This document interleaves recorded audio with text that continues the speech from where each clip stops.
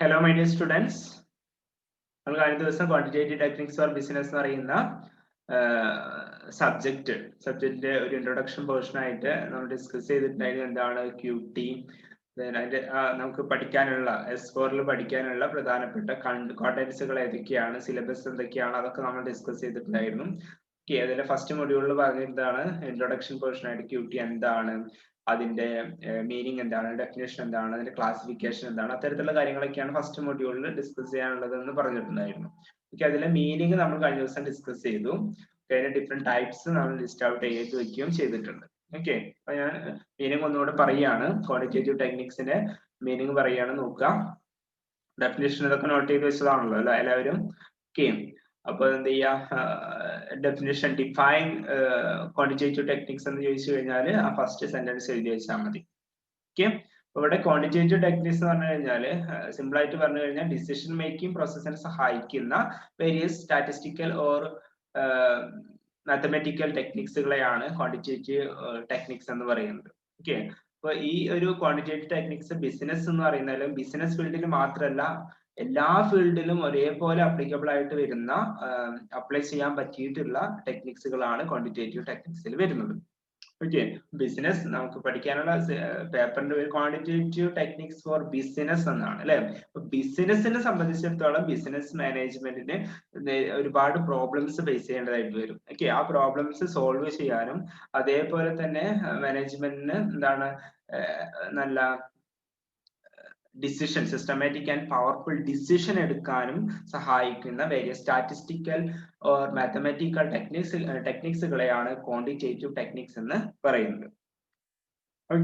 ഒരു simple definition ഞാൻ പറയുന്നുണ്ട്, അത് നോട്ട് ചെയ്ത് വെക്കാം. Quantitative techniques can be defined as scientific methods employed for problem solving and decision making by the management.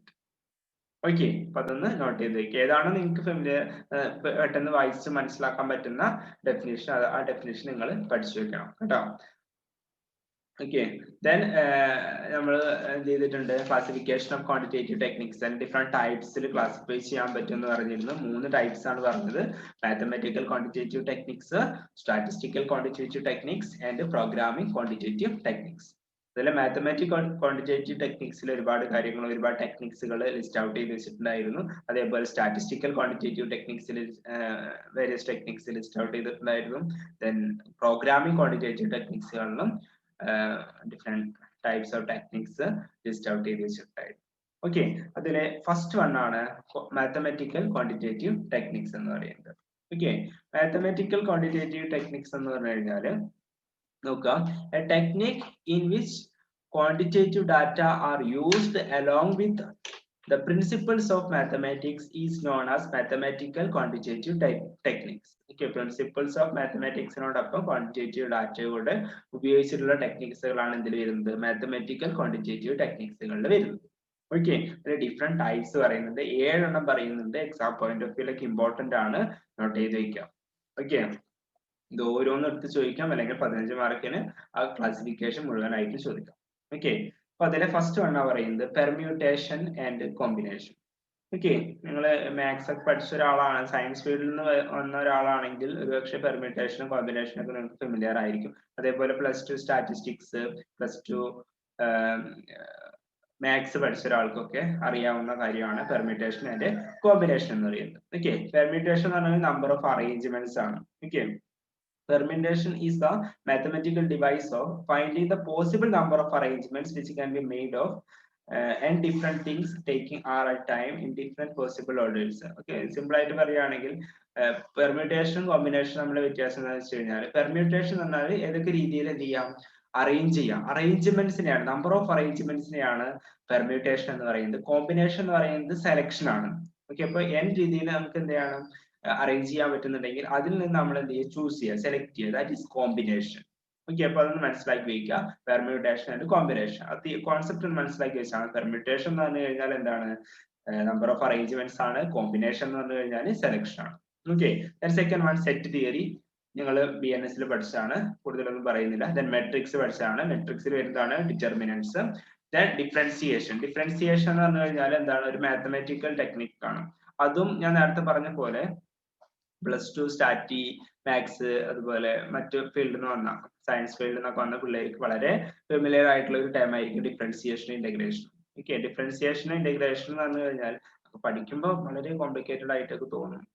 Okay, അപ്പോ അത് ഉപയോഗിച്ച് അത്തരത്തിലുള്ള ആ ടെക്നിക്സുകൾ ഉപയോഗിച്ചുകൊണ്ട് എന്ത് ചെയ്യാൻ പറ്റുന്ന പറയുന്നത് ഡിസിഷൻ എടുക്കാൻ പറ്റും എന്നാണ് പറയുന്നത്. അപ്പൊ ഡിഫറൻഷ്യൽ കാൽക്കുലസ് ഓർ ഡിഫറൻസിയേഷൻ ഉദ്ദേശിക്കുന്നത് differentiation is a mathematical process of finding out changes in the dependent variable with reference to small changes in the independent variable. Okay, independent variable ചെറിയൊരു വ്യത്യാസം, ചെറിയൊരു ചേഞ്ച് വരുമ്പോൾ അത് എത്രത്തോളം ഡിപെൻഡന്റ് വേരിയബിൾ ചേഞ്ച് ഉണ്ടാക്കുന്നു, that is അതാണ് ഇതിൽ കാണിക്കുന്നത് ഡിഫറൻസിയേഷനിൽ കാണിക്കുന്നത്. ഓക്കെ, ദെൻ ഇന്റഗ്രേഷൻ എന്ന് പറഞ്ഞു കഴിഞ്ഞാൽ just reverse of differentiation.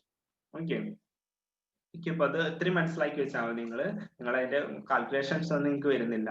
Okay, അപ്പൊ ഇത് മനസ്സിലാക്കി വെക്കുക. ഡിഫറൻസിയേഷൻ ആൻഡ് ഇന്റഗ്രേഷൻ എന്ന് പറയുന്നത് രണ്ട് മാത്തമാറ്റിക്കൽ ക്വാണ്ടിറ്റേറ്റീവ് ടെക്നിക്സ് ആണെന്ന് മനസ്സിലാക്കി വെക്കുക. ഓക്കെ, ദെൻ ലാസ്റ്റ് 7th എന്ന് പറയുന്നത് ഡിഫറൻഷ്യൽ ഇക്വേഷൻസ് അറിയാലോ. ഓക്കെ, അപ്പൊ ഇത്രയും ടെക്നിക്സുകളാണ് മാത്തമാറ്റിക്കൽ ക്വാണ്ടിറ്റേറ്റീവ് ടെക്നിക്സിൽ വരുന്നത്. ഓക്കെ, ദെൻ നെക്സ്റ്റ് നമുക്ക് നോക്കാനുള്ള സെക്കൻഡ് ടൈപ്പ് ആയിട്ട് വരുന്ന സ്റ്റാറ്റിസ്റ്റിക്കൽ ക്വാണ്ടിറ്റേറ്റീവ് ടെക്നിക്സ് ആണ്. ഓക്കെ, സ്റ്റാറ്റിസ്റ്റിക്കൽ ക്വാണ്ടിറ്റേറ്റീവ് ടെക്നിക്സുകൾ നോക്കാം. Here we are using various techniques at the time of statistical enquiry. Statistical enquiry ടൈമിൽ ഉപയോഗിക്കുന്ന വേരിയസ് സ്റ്റാറ്റിസ്റ്റിക്കൽ ടൂൾസ്, അതാണ് സ്റ്റാറ്റിസ്റ്റിക്കൽ ക്വാണ്ടിറ്റേറ്റീവ് ടെക്നിക്സ് ആയിട്ട് പറയുന്നത്. ഓക്കെ, ഇവിടെ നമുക്കറിയാം സ്റ്റാറ്റ് പഠിക്കാത്തവരായിട്ട് ആരും എന്തായാലും ഇപ്പൊ ഇവിടെ ഇരിക്കുന്നുണ്ടാവില്ല, അത് ഉറപ്പാണ്. ഓക്കെ, അപ്പൊ സ്റ്റാറ്റിൽ നമ്മൾ എന്താണ് കളക്ഷൻ ഓഫ് ഡാറ്റ മുതൽ ഡാറ്റ ഇന്റർപ്രിറ്റേഷൻ വരെ നമ്മൾ ഡിസ്കസ് ചെയ്യുന്നുണ്ട്.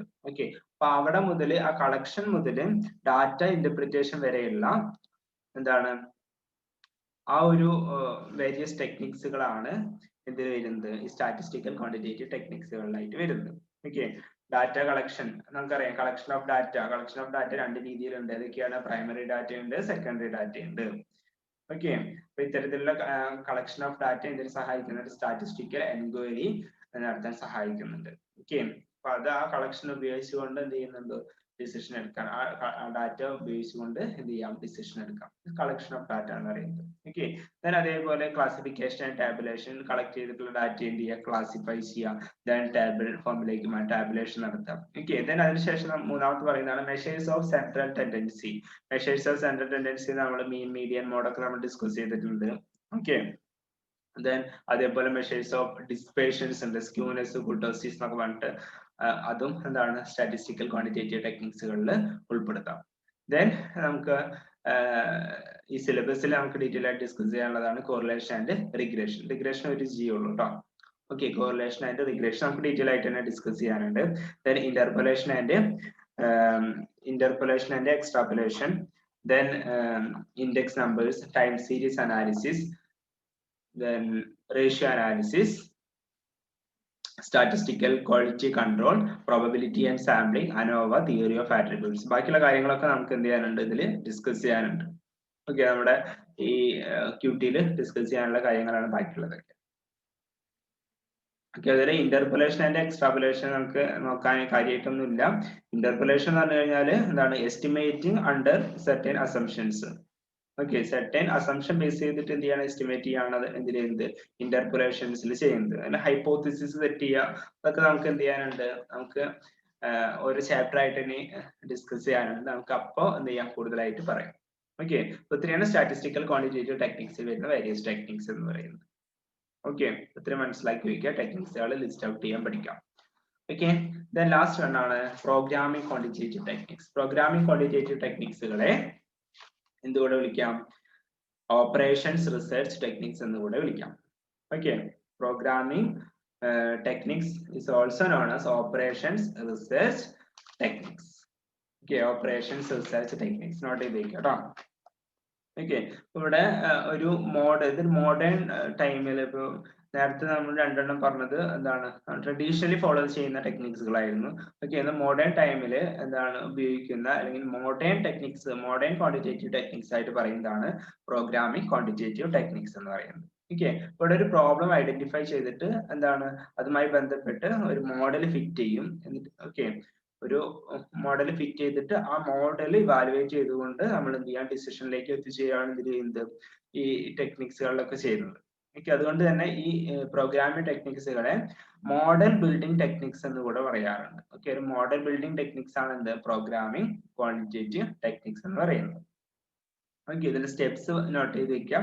ആദ്യം എന്ത് ചെയ്യുക, പ്രോബ്ലം ഐഡന്റിഫൈ ചെയ്യാം. ഓക്കെ, പ്രോബ്ലം ഐഡന്റിഫൈ ചെയ്യുക, formulate the problem, then suitable mathematical model is fitted to the problem. Okay, so problem identify ചെയ്തിട്ട് ആ പ്രോബ്ലത്തിന്റെ മുകളിൽ എന്ത് ചെയ്യുക, ഒരു മോഡൽ ഫിറ്റ് ചെയ്യുക ചെയ്യും. ഒരു മാത്തമാറ്റിക്കൽ മോഡൽ അതിന്റെ മോഡൽ ഫിറ്റ് ചെയ്യുന്നു.